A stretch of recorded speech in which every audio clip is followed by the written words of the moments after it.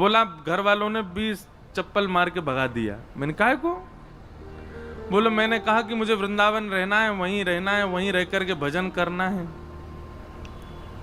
वो पहले भी आया था तो मुझसे बोला, मैंने कहा नहीं, पहले घर वालों से आज्ञा लेके आओ। तो घर गया तो घर वालों ने तो बेचारे को आज्ञा दी नहीं, निकाल दिया घर से। कितना भयावह कलयुग आ गया है। बेटा रात में पी के आता है, बेटा रात में वैश्यागमन करके आता है, उसको घर वाले नहीं निकालते हैं। लेकिन तिलक लगाता है, हरिनाम संकीर्तन करता है, भजन करता है, कथा सुनने जाता है, तो उसको घर से निकाल देते हैं। ये कलयुग है।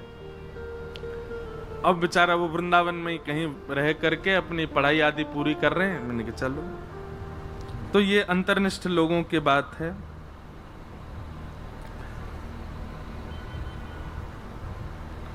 किन्हीं का भाव है कि गोविंद में हृदय अति लग रहा है, श्री राधा रानी में मन नहीं लग रहा, क्या करें?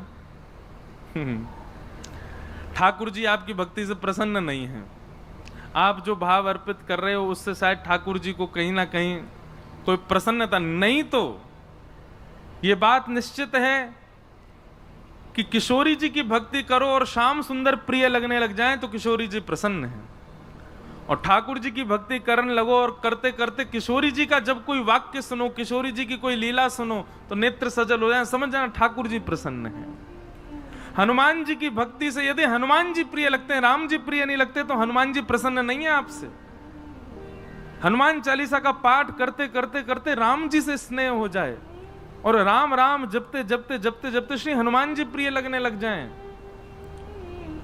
ये भक्ति का ये एक विपरीत स्वरूप होता है। आप जिसका भजन करो तो उसका प्रिय आपको प्रिय लगे। अरे भाई, प्रेम का ये स्वरूप है कि हमारे प्रेमी को जो प्रिय है वो हमको अपने आप प्रिय लगने लगता है। और यदि प्रेमी का प्रेमी प्रिय नहीं लग रहा है, इसका मतलब प्रेमी आपसे प्रसन्न नहीं है, इसीलिए वो अपने प्रेमी की चर्चा आपसे नहीं करता। अब जैसे आपका हमसे प्रेम है और मैं कहूं मुंह तो रसगुल्ला बहुत जोर को लगे, भैया रसगुल्ला ले आओ, गुलाब जामुन ले आओ, जो गोल गोल दिखे वाले कोई वैसे है नहीं, मैं ऐसे ही बोल रहा हूं। तो प्रेम का इस स्वरूप है कि प्रेमी को जो प्रिय आप वही उसके सामने प्रस्तुत करते हो। प्रेमी को जो प्रिय आपको भले ही वो प्रिय ना हो, फिर भी आप उसके आश्रय में जाकर के थोड़ा चिंतन करते हो, देखते हो अच्छा ठीक है इनको भिंडी सब्जी पसंद है, हम खा के तो देखें कैसी लगती।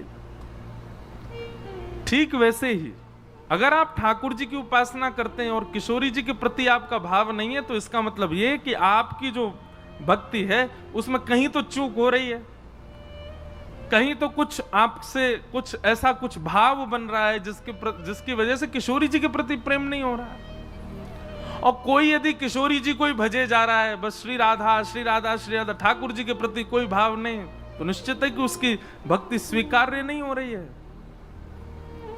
तो इसलिए चूक कहां हो रही है वो ढूंढो और उसको ठीक करो। किशोरी जी के प्रति प्रेम उत्पन्न हो तब समझो कि हाँ लाल जी आपके भक्ति से प्रसन्न है। फिर आपका दूसरा प्रश्न, क्या शरीर रूपी पुत्र पुत्री को मैं गोपाल रूप और प्रेम करूं तो वो मोह है या प्रभु का भक्ति भाव संदेह दूर करे? पता नहीं क्या भाव है, लेकिन इसमें ये कह रहे हैं कि बच्चों को ही गोपाल जी मान लें। मान सकते हैं, लेकिन कब तक? केवल 5 वर्ष तक। 5 वर्ष तक तो उसको गोपाल जी मानो। क्यों? क्योंकि उस समय उसमें विकार नहीं है। जैसे ही बालक में विकार उत्पन्न होने लग जाते हैं, फिर आप उसको भगवत स्वरूप नहीं, फिर तो वो आपका लाला ही है, फिर तो आपका बालक ही है। उसी भाव में रखो, उसी भाव से उसको देखो। तो ये आज के प्रश्न हैं। फिर किन्हीं का प्रश्न है, मेरा यह प्रश्न है कि भगवान शिव पर भांग का प्रसाद लगाकर उसका सेवन उचित है? बिल्कुल उचित नहीं है। क्यों करना आपको? और प्रसाद लेना ही है तो फिर तिनका मात्र लो। वो नहीं कि हमारा झूमन लगे वा को लेकर के आनंद में आगे बोलो महादेव का प्रसाद है हमने ले लियो। फिर और जो महाकाल पर आदि आदि वस्तु प्रसाद रूप में चढ़ाते हैं नशा आदि की, वो सब लेना चाहिए? बिल्कुल नहीं लेना चाहिए। ये सब भाव आपको समझने चाहिए। ब्रज में आप लोग बैठे हैं, ठाकुर जी के ऊपर देखिए, एक बात बहुत ध्यान से सुनिए। जिस किसी भी पदार्थ से आप अनकॉन्शियस होते हो, जिस किसी भी पदार्थ से आपकी बुद्धि विवेक शून्य होती है, आपकी जिह्वा अपना आपा खो देती है, आप अपने पैरों के वश में नहीं होते, सीधी बात, जिससे भी आप थोड़े नशे से में आ जाते हैं, वो वस्तु प्रसाद रूप में भी नहीं सेवन करनी। और कहीं कहीं विधान है उसके प्रसाद का, तो फिर उसको प्रणाम मात्र करो। दृष्टि से भी प्रसाद स्वीकार होता है। अब कहां है ये तो भगवान जाने, कहां कहां प्रसाद लगता है ऐसी चीजों का। पर भैया एक बात बोलें, अगर झूमना ही है, नशा करना ही है, तो भक्ति को करो। ये बाह्य पदार्थ को कहा करना। यदि आपको अनकॉन्शियस होना ही है तो ठाकुर जी की प्रेम की चर्चा सुनकर के है जाओ, ठाकुर जी की लीला सुनकर के है जाओ। ये सब बाह्य वस्तु पा करके अपने आप को आपे से बाहर करके और पड़े हमारा दुल्लर तिल्लर, आंख खुल नहीं रही हैं, लाल लाल पड़ गए, बोल कछू रहे हैं, निकल कछू और रोए, चल कहीं रहे हैं, जा कहीं और रहे हैं। ऐसी ही ठीक सिचुएशन होती है भक्ति मार्ग में, वो करके देख लो। ये सांसारिक व्यसन और भगवान के नाम पे तो कभी भी नहीं। मैंने एक जगह कथा में कहा था, ये महादेव के नाम पर जितने लोग नशा करते हैं, महादेव अपना त्रिशूल पहना रहे हैं, बोलो मिलो बेटा काउ देना तुम मोए, देखूंगा तुम्हें। महादेव का प्रसाद तो विष भी है, पी लो। महादेव तो वो भी धारण करते हैं, नीलकंठ। चलो हम आपको अनुमति दे रहे हैं, महादेव पे चढ़े हुए प्रसाद खूब पाओ, लेकिन शर्त है कि महादेव को तीसरा प्रसाद जो है का है विष, उसकी भी एक बूंद आपको चाटनी पड़ेगी। अगर आप वो कर सको तो फिर लो। कितना मतलब ये सोचो कि मानव किस स्थिति में पहुंच गया, अपने सुख के विचार के लिए कुछ भी कर सकता है भगवान का प्रसाद बना करके। ऐसा नहीं करना है। भगवान के नाम पर लोग वैसे ही बहुत कुछ कर रहे हैं। भगवान के नाम पर, लीलाओं के नाम पर, कथाओं के नाम पर, ब्रज के नाम पर, रास के नाम पर, ना जाने क्या आधुनिकता जीवन में ला रहे हैं। भैया ये घनघोर पाप है, ऐसा कभी नहीं करना है। इसकी व्यासपीठ से हम तो अनुमति नहीं देते, बाकी आप जानो। बोलो वृंदावन बिहारी लाल की। आइए आज की पावन कथा में प्रवेश करें। कान्हा कुंवर के कर पल्लव पर, मानो गोवर्धन नृत्य करे।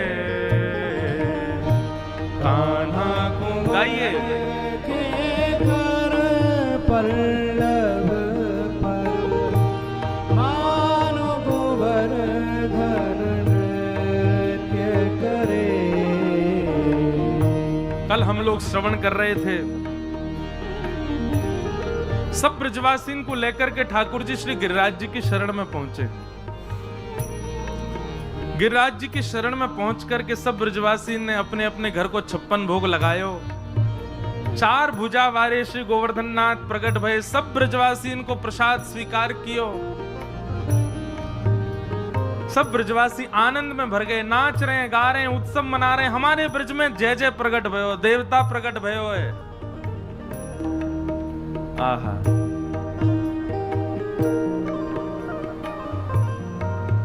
ठीक कर लो। ठाकुर जी प्रकट भये हैं, सब ब्रजवासी आनंद में भर करके नाच रहे हैं, गा रहे हैं, उत्सव मना रहे हैं। सब लोग जा जा करके धन्यवाद के रूप में ठाकुर जी को प्रणाम कर रहे हैं। लाला, अरे भैया तेरी उम्र खूब बढ़े, तू ऐसे ही युग युग राज करे। लाला तेरी कृपा से आज हमको देवता के दर्शन है गए। ठाकुर जी सब ब्रजवासी इनके मन के भाव सुन करके आनंदित है रहे हैं। तभी श्री नारद जी महाराज ने कुछ 56 भोग की सामग्री अपनी झोली में भरी और पहुंच गए इंद्र के पास। और इंद्र को जाकर के बोले, लो मोहनथार पाओ। इंद्र ने जैसे ही मोहनथार पायो, बोले बड़ा स्वाद है, कहां से लेके आए? बोले बढ़िया लग रहा हो। बोले बहुत अच्छा। बोले लो पेड़ा पाओ। पेड़ा लियो। बोले बड़ो जोर को लग रहा हो महाराज, लाए कहां से हो? बोले ले रसमलाई पा, ले रबड़ी पा। एक के बाद एक सामग्री दे। इंद्र के लाए कहां से हो? नारद जी बोले आजकल तेरी पूजा बंद है गई है, ब्रजवासी नन्हे से गोपाल जी की पूजा कर रहे हैं, तो वही के काज 56 भोग बने, तुम्हें तो सब देवतान में बांट तो होते। मैंने की तो हुए दे चलूं, ले पा ले। इंद्र ने जैसे सुनी मेरी पूजा बंद है गई, आकाश में से जैसे झांक करके देखा तो महाराज ठाकुर जी एक रूप से सामने खड़े होकर के आरती कर रहे हैं और एक रूप से 4 भुजा वाले बन करके सब ब्रजवासियों को भोग स्वीकार कर रहे हैं।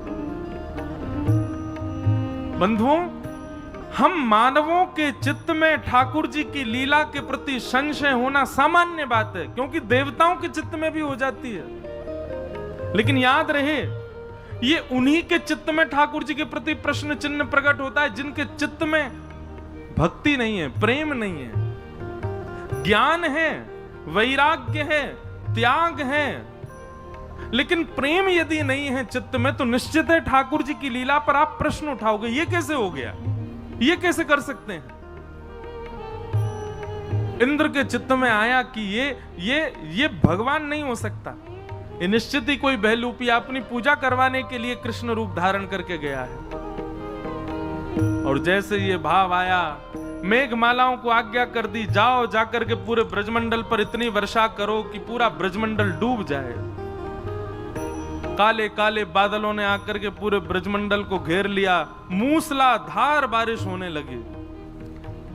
सांबर्तक ऋतु आई, जो प्रलय काल के समय पर वर्षा होती है, वो वर्षा ब्रजमंडल में होने लगी, एक एक बूंद हाथी के पैर के समान।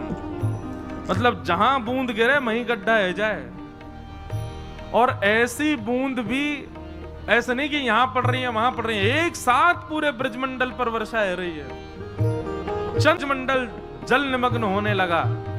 त्राहिमाम त्राहिमाम करके अपने बालक बच्चन को गोद में उठा के ब्रजवासी दौड़ रहे हैं, अरे बचाओ, हम तो पहले ही मना कर रहे हैं, इंद्र की पूजा बंद मत करो, देखो या इंद्र ने सब हमारा सर्वनाश कर दियो। ठाकुर जी ये देख करके बड़े चिंतित हो गए। ब्रजवासियों के चित्त में अविश्वास प्रकट हो रहा है। भैया ने कि यहां देख ले करो, अब रुक जा। अविश्वास प्रकट हो रहा है। सब ब्रजवासी मन में विचार कर रहे हैं, इंद्र आज हमको जीवित नहीं छोड़ेंगे। भगवान ने सब ब्रजवासियों से कही, जिनकी शरण में आए उन पर विश्वास रखो भैया, उन पर भरोसा करो। केवल वस्तु प्रस्तुत करनो, आरती करनो, यही भक्ति को स्वरूप नहीं, विश्वास तो करो देव पर। मान लीजिए आप कल अपने देव इष्ट को पूज करके आए और आज आपको फ्रैक्चर हो गया, तो पहली बात हमारे चित्त में यही आती है, पता नहीं क्या हो गया, कल तो पूजा करके आए, कल तो बढ़िया हम खूब खर्चा करके आए, दान पुण्य करके, आज पाम टूट गया। तो दो बातें आती हैं, या तो हमसे कोई अपराध बन गया है, या फिर हमारे इष्ट जो हैं वो ज्यादा शक्तिमान नहीं है, ज्यादा शक्तिशाली नहीं है। बताओ, इतनी बड़ी हमारे जीवन में कष्ट आए और वो संभाल भी नहीं पाए। अविश्वास नहीं, ये अविश्वास ही। अब ऐसा भी हो सकता है कि आप कथा सुन रहे हैं, कथा के उपरांत आपके साथ कुछ ऐसा हो, भगवान ना करे कुछ हो, पर कुछ भी हो तो आपका कथा के प्रति अविश्वास ना हो जाए।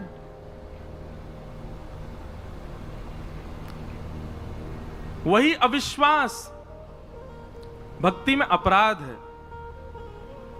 ठाकुर जी की शरण में गए हो तो फिर उसके बाद चाहे जो हो, वो सब हमारे प्रारब्ध से है। बस ये समझना चाहिए कुछ और बड़ा होना था, लेकिन ठाकुर जी ने सूक्ष्म में ही टाल दिया है। उसके प्रति अविश्वास भाव मत रखो।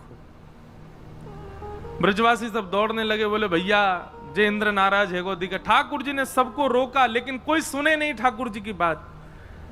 भगवान बोले इन सबके चित्त में विश्वास उत्पन्न करना पड़ेगा, इन सबके चित्त में श्रद्धा उत्पन्न करनी पड़ेगी, नहीं तो यहां आकर के इतनी सेवा पूजा सब व्यर्थ हो जाएगी। ठाकुर जी ने गिरिराज बाबा को प्रणाम किया और गिरिराज बाबा को प्रणाम करके एक तरफ से अपने दोनों भुजान से जैसे ही नेक अधर किए, श्री गिरिराज जी ने भूमि को छोड़ दियो। एक तरफ से गिरिराज जी अधर रह गए, ठाकुर जी भीतर प्रवेश कर गए, दोनों भुजान से बिल्कुल बीच में पहुंच गए गिरिराज जी के, और वहां बीच में खड़े है करके ठाकुर जी ने अपने बाम हस्त की कन्नी उंगली के नख पर गिरिराज जी धारण कर लिए। बोलो गिरिराज धारण की, श्री गोवर्धन नाथ की, श्याम सुंदर श्री यमुने महारानी की, पूछरी के लौठा की, प्यारे। सब ब्रजवासी खड़े है गए, महाराज अरे अरे देखो लाला ने गिरिराज जी उठा लियो, लाला ने पहाड़ उठा लियो, लाला ने पर्वत उठा लियो। ठाकुर जी सबको एक भुजा से इशारों कर रहे हैं, सब आ जाओ गिरिराज जी के नीचे आ जाओ। सब ब्रजवासी पहुंच गए, सबन ने जा करके अपनी छड़ी लगा ली। अब बीच में ठाकुर जी खड़े हैं गिरिराज जी धारण करके, और गिरिराज जी कभी इतकू जाएं कभी इतकू जाएं, ऐसे तराजू की तरह यों यों हेरे। अब जहां की तरफ गिरिराज जी झुके ब्रजवासी डर डर के भागे, अरे लाला बचाइयो बचाइयो बचाइयो। कछु ब्रजवासी अपनी अपनी छड़ी लगामे गिरिराज जी के ऊपर करें, और यहां से ऊपर जामे सो पल्लंग से नीचे है जाएं, तो ब्रजवासी वहां के लगामे। ऐसे करके सब ब्रजवासी ने जैसे तैसे गिरिराज जी को सम कियो, और सब अपनी अपनी छड़ी टेक करके खड़े है गए। बीच में मदन गोपाल अपनी उंगली धारण कर, उंगली के नख पर गिरिराज जी धारण किए, उंगली पर नहीं, उंगली के नख पे श्री गिरिराज जी धारण करके ठाकुर जी खड़े। तब नंददास जी ने उस छवि का वर्णन किया एक पद में, बहुत ध्यान से, शब्द इतने सुंदर हैं इस पद के। कान्हा कुंवर के कर पल्लव पे, मानो गोवर धन नृत्य करे। कान्हा कुंवर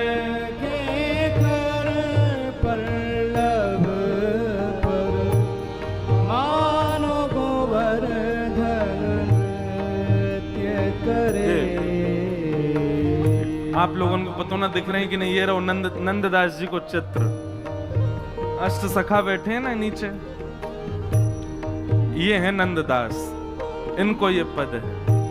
कान्हा कुंवर के कर पल्लव पर, मानो कुंवर धन नृत्य करे। कान्हा कुंवर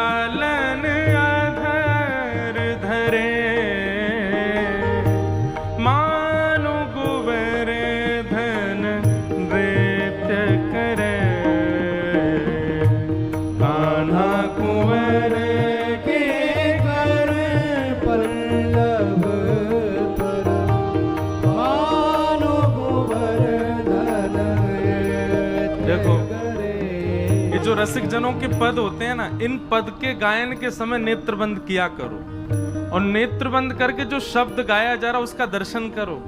अब दर्शन कैसा है कि बीच में ठाकुर जी अपनी एकन्नी उंगली धारण करके गिरिराज जी को धारण करके खड़े हैं। गिरिराज जी कभी उल्टे हाथ को नीचे जा रहे हैं, कभी सीधे हाथ को नीचे जा रहे हैं, तो श्री नंददास जी कह रहे हैं ओहो, ठाकुर जी के कर के ऊपर गिरिराज जी मानो नाच रहे हैं, इत को जा रहे हैं, आनंद में भर गए श्री गिरिराज जी। और उनके नृत्य को, अब भैया कोई नाच रहा है तो कछु ना कछु वाद्य तो बजने चाहिए। तो जैसे ही गिरिराज जी नृत्य करने लगे, ठाकुर जी की कमर में बंधी हुई वंशी अपने आप स्वर निकालने लगी। ज्यों ज्यों तान उठत मुरली की, अपने आप वंशी के स्वर प्रकट होने लगे। ठाकुर जी ने एक भुजा से वंशी निकाल करके अपने अधर पर धारण कर ली, दूसरी भुजा से गिरिराज जी धारण करके खड़े हैं और श्री गिरिराज जी मदमस्त है करके नृत्य करने हैं ठाकुर जी के कर पर। नंददास जी वाको वर्णन कर रहे हैं। अब आगे की पंक्ति में ध्यान करियो कि वंशी बज रही है तो फिर मृदंग कैसे बज रहा है, मृदंग बज रहे हैं तो फिर गा कौन रहे हो है, और गा रहे हैं तो फिर भैया ताली कौन बजा रहा है, और ताली बज रही है तो फिर ये पूरा दृश्य दिख कैसे रहा है, क्योंकि वहां तो पूरा अंधेरा है, वहां तो गुप्त अंधेरा है, कोई दिख ना रहा है। तो बीच बीच में ये ठाकुर जी की छवि दिख कैसे रही है, कोई मसाल नहीं जल रही है, कोई अग्नि नहीं है, कोई लाइट नहीं है, तो फिर ठाकुर जी दिख कैसे रहे। ये सारे भाव श्री नंददास जी ने अपने पूरे पद में बताए हैं, दर्शन करो। हाँ हाँ, ठाकुर जी की वंशी बज रही है, गिरिराज जी नाच रहे हैं, और मृदंग कैसे बज रहे हैं। मेघ मृदंग मृदंग बजावे, मेघ मृदंगी मृदंग बजावे, मेघ मृदंगी मृदंग बजावे, मेघ मृदंगी मृदंग बजावे। आकाश में जब बादल एक दूसरे से टकराते हैं तो जो गर्जना हो रही है, जो गड़गड़ाहट हो रही है, वो भी ऐसी ताल पर हो रही है, ऐसी सम पर हो रही है, मानो लग रहा है कि आकाश के बादल मृदंग बजा रहे हों, गिरिराज जी नाच रहे हैं, ठाकुर जी की वंशी बज रही है। दामिनी दम के मानो दीप जले, मानो गोवर्धन नृत्य करे, कान्हा कुंवर के कर पल्लव मानो गोवर्धन नृत्य करे। कैसा दृश्य है। बोले मेघ मृदंग बजा रहे हैं, ठाकुर जी वंशी बजा रहे हैं, गिरिराज जी नाच रहे हैं, और ये छवि दिख कैसे रही है। बोले जब जब बादल आपस में टकरा में तो कड़क करके जैसे ही बिजली चमके महाराज, वो एक क्षण के लिए चमकने वाली बिजली की जितने प्रकाश होवे, वही प्रकाश में ठाकुर जी को ये रूप दिखाई दे रहा है। गिरिराज जी धारण करके खड़े, जब जब बिजली चमके तब तो ब्रजवासी वा रूप को दर्शन कर रहे हैं, अन्यथा तो सब कारो कारो कोई कुछ देख ही नहीं पा रहा है, बस प्रतीक्षा कर रहे हैं अब बिजली चमके तो लाल जी को दर्शन हो। दामिनी दम के मानो दीप जले, कान्हा कुंवर के कर पल्लव पर मानो गोवर्धन नृत्य करे। हे ग्वाल ताल दे नीको गावे, ग्वाल ताल दे नीको गावे, गाल ताल दे नीको गावे, ग्वाल ताल दे नीको गावे। गायन के संग सुर जो भरे, मानो गोवर्धन नृत्य करे, कान्हा कुंवर के कर पल्लव पर मानो गोवर्धन नृत्य करे। आहा, कितनी सुंदर छवि है। मृदंग बादल बजा रहे हैं, वंशी ठाकुर जी बजा रहे हैं, गिरिराज जी नाच रहे हैं, बीच बीच में बिजली कड़क के दीप जला रही है, और इन सबन को अपनी ताल बना करके ग्वाल बाल सब ताल दे दे करके गा रहे हैं।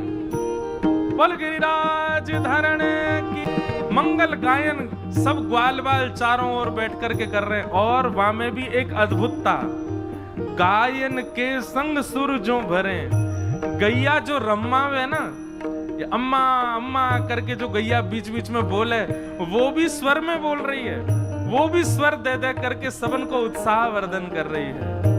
कान्हा कुंवर के कर पल्लव पे मानो कुंवर धन नृत्य करे। कान्हा कुंवर के कर पल्लव पर मानो कुंवर धन नृत्य करे। देत आशीष सकल ब्रज गोपी, देत आशीष सकल ब्रज गोपी। बरखा को जल अमित झरे, बरखा को जल अमित भरे। अति अद्भुत अवसर गिरिधर को, अति अद्भुत अवसर गिरिधर को। अति अद्भुत अवसर गिरिधर को। अति अद्भुत अवसर गिरिधर को। नंददास के दुख हरे, मानो कुंवर धन नृत्य करे। कान्हा कुंवर के कर पल्लव पर मानो कुंवर नृत्य करे।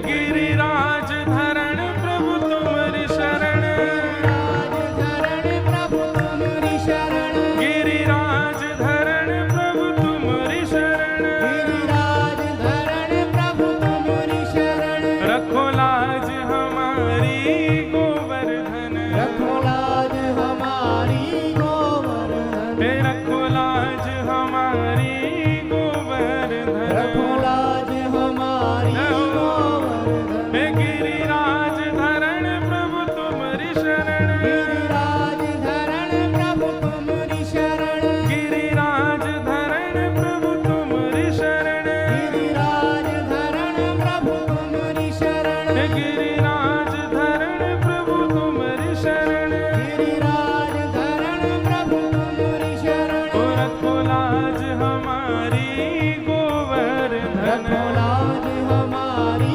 गोवर्धन। ओ रखो लाज हमारी गोवर्धन। रखो लाज हमारी गोवर्धन। गिरिराज धरण प्रभु तुम्हारी शरण, गिरिराज धरण प्रभु तुम्हारी शरण। गिरिराज धरण प्रभु तुम्हारी शरण। गिरिराज धरण प्रभु तुम्हारी शरण। तुम्हारी शरण, गिरिराज धरण प्रभु तुम्हारी शरण। गिरिराज धरण प्रभु तुम्हारी शरण। गिरिराज धरण बोल गोवर्धन नाथ की। की जय।